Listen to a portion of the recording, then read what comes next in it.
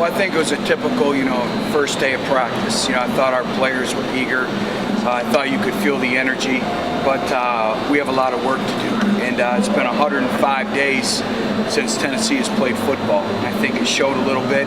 But on top of it, and I didn't bring it up in my press conference before, is we're taking the approach, this football team is down 15 practices. Is 8 of our 12 opponents that we play next year, they had those extra 15 practices with bowl practice. So, every single rep counts, every practice counts, but I liked our energy. But again, now we have to come back, we have to improve on today, and we have to have a even better practice on Tuesday. Coach, were you satisfied with the way guys got in and out of drills and how the pace of practice? Were you satisfied with that? I was. I thought our players really tried. They looked like they had practiced before where to go. I thought the practice was efficient, so I was really pleased that way. I think our assistant coaches have done a great job of preparing our players, but again, we have to be able to throw the ball better, obviously pitch and catch, and just the small details, and you can only do so much in helmets, and we do. We have a lot of work to do.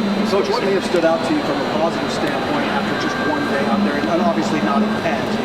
Well, I like the way our players have embraced our coaching. I like the way they've embraced our expectations for practice and taking the field and body position. I like the way they coached each other.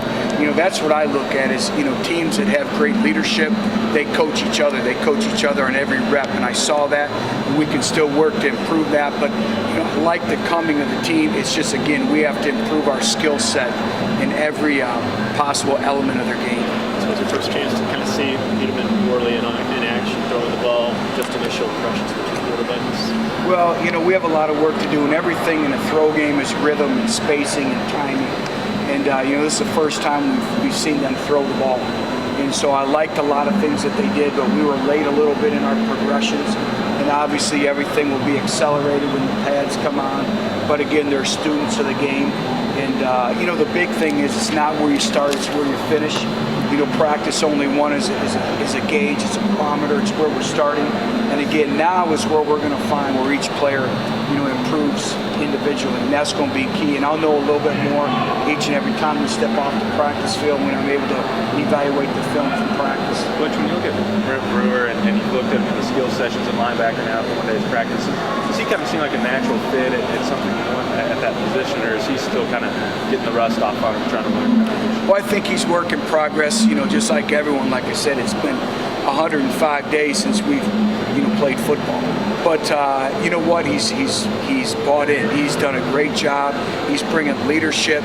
He's taken coaching. He's extremely explosive. He's quick.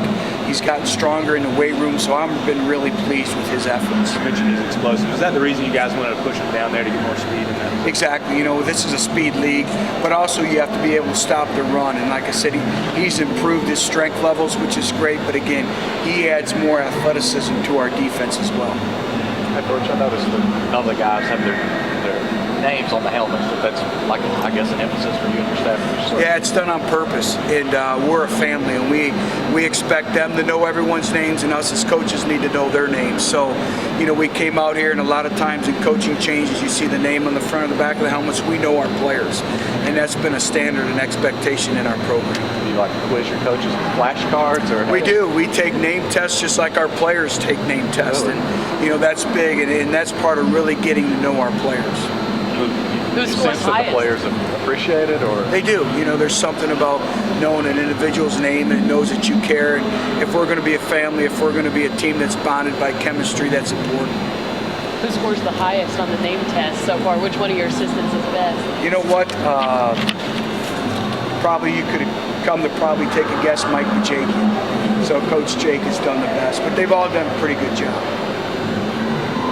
Switch there. Offensive lineman talked about Butch Jones being a guy who they wasn't able to practice last year, so they didn't see him a whole lot. But through workouts and on the edge, he's done some good things. What have you seen from him? I know it's really early, but well, it is early. But again, we see a level of athleticism. We see an element of speed. The ability to rush the passer. Where he has to continue to improve is his first 3 steps off the football. He has to be able to help us gain an edge presence to our defense.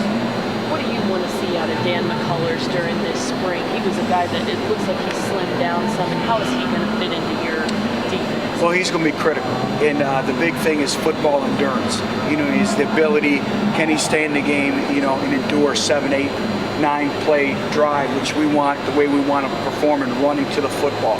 A level of mental toughness, and I tell you what, you know, he's kind of quiet. I call him the big Grizz, but he does a great job. He's taking coaching, and I think just his overall endurance level, the ability to play with controlled recklessness up front, of maintaining his gap, rushing the passer, and being able to play, like I said, for an extended number of plays in the series. Which how just nice or important is it that you guys, I think, have 6 senior defensive linemen as you go through a transition from a whole different scheme for these guys? Well, it helps because obviously their maturity level, you know, they've been through so many changes, but you know, they have to do a good job of bringing the younger players with them and really mentoring them and really kind of helping them out, and they've done a great job of that to date. Coach, the competitive aspect you talked about yesterday and the pluses and minuses on drills, is that something that coaches were doing out there as we speak, or are they going to look back on film and say, you know? We'll go back and we'll evaluate the film, and everything we do is graded. So, you know, that'll be a point where we'll come in and watch the film tonight and into tomorrow, and then it's basically a pass or fail grade that everyone will get. I know you don't want to get too specific, but within that, what are some of the benchmarks that you're kind of looking for at that quarterback battle that you want to see from day 1 to day 2, from practice 3 to practice 4? Well, I think the overall ability to take care of the football. You know, that's first and foremost. They're the caretaker of the football. A command presence in everything that we do, the alpha male. You know, the individual who has enough poise to slow things down, make sure we're in the right formation, a confidence level. And this the ability to execute and run our offense, manage the game, understand situational football. There's so much that goes into it, split-second decisions, and that's why you'll see a lot of team elements this spring. I think 30-some former players out there today. I mean, would you anticipate that many? Why do you think that? You know, I think the excitement, you know, they are the program, and you look at all the great players coming back, and we tell our players this all the time, is the logo never comes off. And, you know, so when a Jamal Lewis shows up and a Leonard Little, and, you know, I could go on and on, Coach Majors, I mean, that's important. That's us. We are Tennessee. You know, we're one of the most storied programs in the country, and that's the way it should be. And it's great, you know, to see our former players come back and be a part of it. I think somebody said you maybe gave the players, like your current players, packets about the former guys that were coming in. Yeah, every practice we review, and it's called Who's in Town Next, and Antone Davis does a tremendous job. You know, our Vols for Life coordinator, we kind of review all the former players coming back. And, you know, one of the other things we're doing this spring is every individual has to know the great players who've worn their number in the past. Again, the past is part of what we have. The tradition is part of what makes our place special. Anything else? You kind of see that, especially when you look at Terry Farrell, when you look at Anthony Parker, you know, when they're out there, you see that in them. Absolutely.